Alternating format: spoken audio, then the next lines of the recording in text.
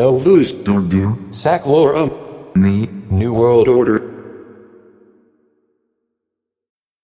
Symbols of Luciferianism. Freemasonry. If we are to tear through the veil of the New World Order, it is imperative that we have a thorough understanding of Freemason symbolism. The Freemasons employ a vast array of symbols, spanning many world religions, to encode their Luciferian Satanist religion. Many of the symbols are taken from the Bible, Greek and Egyptian mythology. Drawing symbols from Persia, Mesopotamia, and Sumeria. Others are invented from within the Masonic order, drawing from science and math for their secular symbology. The Masonic Lodge of Education summarizes it best. Freemason symbols provide a visual means of attaining the beginnings of Masonic education. These Masonic images are used to teach morals and lessons, much as we use visuals, like PowerPoint presentations today, to import meaning to an embodiment of picture images and data within a specific school of thought. The statement, "A picture is worth 1,000 words," as the best way to learn, is just as true today as it was 5,000 years ago. Freemason symbols. Masonic symbology has come down to us from the cuneiform scripts of the ancient Sumerians, circa 3000 BC, as well as the ancient Mesopotamians and Persians. Cuneiform writing was a series of pictographs, symbols which were drawn on clay tablets with a blunt reed or stylus. Masonic scholars, today, question the origin of the point within the circle, whose parallel upright lines on both sides of the circle closely resemble an Egyptian hieroglyphic, circa 1570, 1342 BC. Is it one of the first Freemason symbols? It is not known. However, this information creates questions in scholarly circles. Did Freemasonry begin long before King Solomon's temple was built, circa 953 BC? Did it begin with the operative stonemason guilds during the Middle Ages? Between 500 AD and 1500 AD, did it begin in Scotland near the time of Robert the Bruce, 1274, 1329? These questions are a subject of much debate within the fraternity. Thousands of research man-hours have been spent attempting to answer these questions, mostly to little avail. Very little information has surfaced from the books and handwritten manuscripts that survived these eras in history. Even Freemason symbols are subject to somewhat different interpretations across the many Masonic jurisdictions in the world.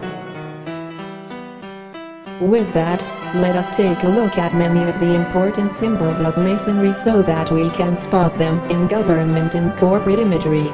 Many of these descriptions are drawn from Illuminati Watch, one of the best organizations for peering into the NWO. The compass and square. Probably the most recognized and enigmatic symbol of all Freemasonry. The three great lights in Masonry are the Holy Bible, square, and compass. The Holy Bible is given to us as the rule and guide of our faith. The square, to square our actions, and the compass to circumscribe our desires and keep our passions within due bounds towards all mankind, and more especially towards our brethren in Freemasonry. It's interesting to note that at the second degree, the square becomes your rule and guide, and in the third degree, the compass becomes your rule and guide. The Bible is only the guide of entered apprentice. The G is really a corruption of, or perhaps rather a substitution for, the Hebrew letter Y, Yod, which is the initial of the ineffable name. The letter G conveys to the minds of the brethren the idea of God and that of geometry enclosed within the triangle. It is a symbol of the unity of God, known as the great architect of the universe. Some claim that the compass and square is a veiled Star of David. This makes perfect sense considering the Templar connection. Some claim that it is a symbol of sexual union. The Freemasons claim they are symbols of the craft. They are allegorical of moral lessons, which brings us to the square. The square. A Freemason seeks to be a square man. In Mackey's symbolism of Freemasonry, he states that, in Freemasonry it is a symbol of morality, or the strict performance of every duty. Note that this logo of Compass Bank is a red square, as in, compass in square, with the sun symbol. The red square is a symbol often used in corporate logos and in a nation's heritage, such as the red square in Moscow. Within magic, the symbol takes on another meaning. Red is the color associated with the planet Mars. The square is a symbol of man. Therefore the red square can equate Marsman or Martian. An interesting note, the god Mars was also known as Aries. Therefore, Martian can be transliterated into Aryan. The square is introduced to the entered apprentice as one of the three great lights of Freemasonry, to the fellow craftsman as one of the working tools of his degree. It is also one of the jewels of the lodge, and the special jewel of the master of the lodge. It is probably the most important tool of a Mason, whether an operative or a speculative one, for it connects and more or less includes the level and the plumb rule, and it is the only tool by which the rough ashlar can be prepared and tested. And unless the ashlars are perfect, the building cannot be built after any wise plan, or with strength, or with beauty. It is used to form the root and to prove the perfect mass, and therefore it is of the utmost importance that an implement on which so much depends shall be itself perfectly correct. The cube. In Masonry you are to work from the rough ashlar to the perfect ashlar.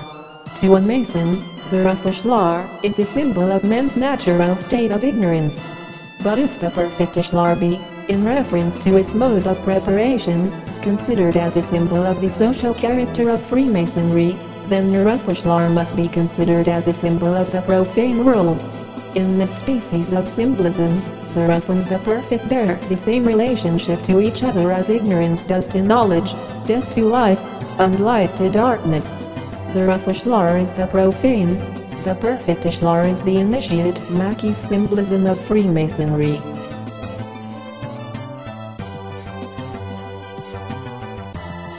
The rising sun. Sun worship is the most ancient of all superstitions. It prevailed especially in Phoenicia, Chaldea, and Egypt, and traces of it have been found in Peru and Mexico. Its influence was felt in the ancient mysteries, and abundant allusions to it are to be found in the symbolism of Freemasonry. Albert Mackey, Symbolism of Freemasonry, P.362. The sun sign, known as a certain point within a circle, according to Mackey, was undoubtedly of phallic origin. Bill Clinton announced on Y2K, it is a rising sun. It has, in the past, been a symbol of the Egyptian god, Horus. It is considered by some to represent the new age of Aquarius and the arrival of new radiation from the galactic core. The Golden Dawn. Solar worship has been a focal point for most religions. The swastika is a solar symbol, but have you ever wondered why Hitler canted the swastika?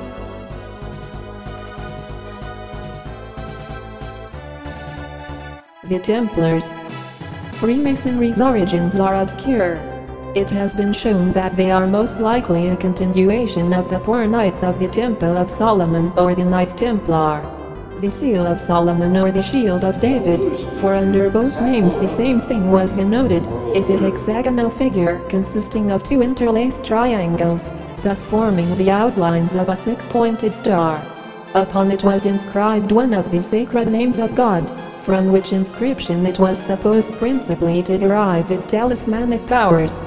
These powers were very extensive, for it was believed that it would extinguish fire, prevent wounds in a conflict, and perform many other wonders. Many Templar symbols are incorporated into corporate logos. The skull and bones is one. The double cross is another. Look at the Exxon logo again. The Templars are most famous for two things: gold and arches. Solomon's magic is based in Hebrew, a magic known today as Kabbalism or Kabbalism. In order to know Kabbalism, one must know Hebrew and the Tarot. Thank you for watching. Please subscribe.